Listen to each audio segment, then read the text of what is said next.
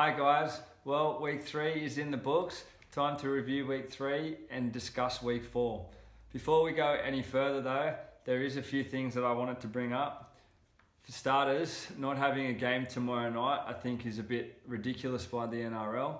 I'm not sure whose idea it was, but to have the opening 3 games on a Thursday night and not have a game when the following day is Good Friday, I think is ridiculous.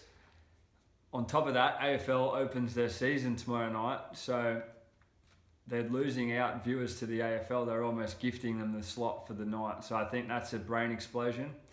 Secondly, the judiciary, Martin to power to get 1 week is also a brain explosion. I think he should have got maybe minimum 3 weeks out to 6 weeks for that. I just think that they're really going on about touching referees and they want to make a stand on tackles above the horizontal, things like that, then they should also be stamping out these rules. I mean, Jack Bird went off with concussion, which is another thing they're really concerned about. He got him high with a closed fist. I just think that is ludicrous that he got 1 week.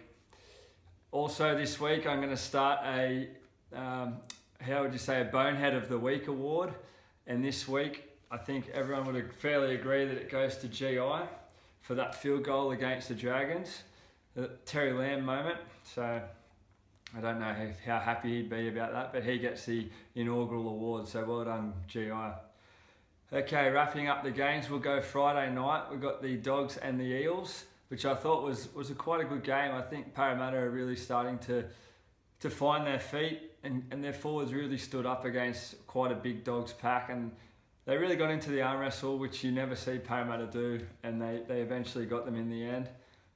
I just think the back 3 for Parramatta were really the big difference. I didn't see much out of besides Hopewade, I didn't see anything out of the Bulldogs back 3, but Semi Radradra obviously was fantastic. I think Michael Gordon was good, and Clint Gutherson, he's starting to find a spot there. I think they've got a steal with him on that wing. I think they'll stick with him. But yeah, I'd be very impressed if I was a Parramatta supporter. They've got the Tigers this week, which will be a good sign of where they're at, but because the Tigers are quite a good attacking side. But I think the defence so far from the Eels, tight game against the Broncos, beating the Premiers, and now the Bulldogs, I think they'll be very happy. Just before we go to the next game, I think the Sam Cassiano no try incident was also a good call by the bunker, but I'm not sure exactly how the referees got that so wrong. The ball clearly went forward, and I think the Bulldogs got hard done by in that sense, that the referee gave it a try and the bunker can't overrule it. But I'm glad common sense prevailed and that was a no try. The Saturday game, the Panthers and the Broncos, was another cracker game. It wasn't as high quality, but the score line sure kept everyone interested for the whole game. I think the addition of Tamari Martin was fantastic. I'm not sure what they're going to do. I guess Wallace might have to slip out once Seguiaro comes back, and then you've got the issue of Moylan at fullback as well. So a bit of royalties there for Andy Griffin at Penrith. But I think the Panthers also have a lot to improve on. They didn't play fantastic, but they still got the wood over the Broncos, who I didn't think would lose the game for a while. So I just think that second phase play that they started to put together had the Broncos a bit staggered, and it paid off. So good win by the Panthers. I didn't think they'd go too well, but they're slowly starting to put some games together. That's their first win. I didn't think they'd get that, so good on to them. Sunday's game, the Dragons and the Rabbits, was just a bog out at the cricket ground. But the Dragons seemed to hold the ball, and they actually played for 80 minutes, which is something they haven't been able to do. Dugan back to fullback because they had to do it. Kurt Mann misses out, but I think he'll have to stay there, Dugan. The experiment failed. And the Bunnies, it's a bit of scary what happened to Sam Burgess. He's fine. He was a big loss when he went off. And I think they'll struggle without him. He's a go forward. He's really strong. And yeah, I was impressed after watching the Sharks and the Dragons game. I think the teams went completely different directions. St George were fantastic, just playing out 80 minutes. And we'll go to the Monday game, Manly and Cronulla. I just think Cronulla were not impressive against a Manly side that really isn't that crash hot. I think Cronulla, hoodoos at Brookvale are one thing, but yeah, I really think they were disappointing, and especially coming off a win as such against St George. I think they really be disappointed. So it'd be good to see them this Monday against the Storm. Looking into this week's games, we've got a few games on Friday, both grand final replays from the last 2 years.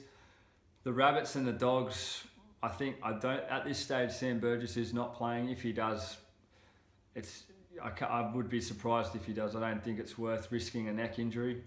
I think the Dogs, their Parramatta form is quite strong. I think they'll be hard to beat against South. Their big boys will start rolling, especially if Sam Burgess does not play. I think South will have trouble stopping the Dogs. The other grand final replay of last year, the Broncos-Cowboys, I don't think it will be as heartbreaking for Brisbane. I just think they're a little bit quicker than the Cowboys. Thurston will obviously have to play a big role for the Cowboys. I think Brisbane will have them on the edge. Jack Reed is a big loss for them, but I still think the Broncos should get up there, and the bookies do too. One game I just wanted to discuss, week 4, the Roosters and the Eagles, both in the bottom 4 or 5 of the competition ladder. No one would have picked that. I mean, the Roosters are missing a lot of players and they lost a few more on the weekend, but it just baffles me that the Roosters are actually coming last, and Manly, with the one win over Cronulla, just are not far ahead of them. So I can't see that game being very interesting at all, but I actually think the Roosters might get their first win of the year, so good luck to them. The second last game we'll wrap up is the Tigers and the Eels. As I said earlier, I think this game will be quite a good game. The Tigers have been quite entertaining with their attack. James Tedesco has been fantastic, and Luke Brooks has slotted back in nicely against the Eels, who do have a bit of work to do on their attack, but their defence has really come along leaps and bounds, and I look forward to seeing those two teams play. I think Parramatta will get the wood over the Tigers, but as I said, it's usually a good game out there, and I think that if it's a nice day, they'll get around 30 to 40,000 for that game, I would think. And the Monday night game, the last one, the Sharks and the Storm. The Sharks really have to rebound, don't they? I mean, it was really disappointing how they played against Manly.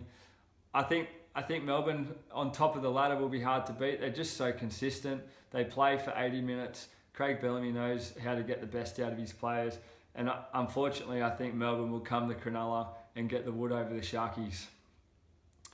There's one Group 1 race tomorrow that I thought I'd quickly touch on as well before we finish today's wrap-up. And then I've got an award which is called the Guru's Guarantee of the Week, which I'll give out that at the end.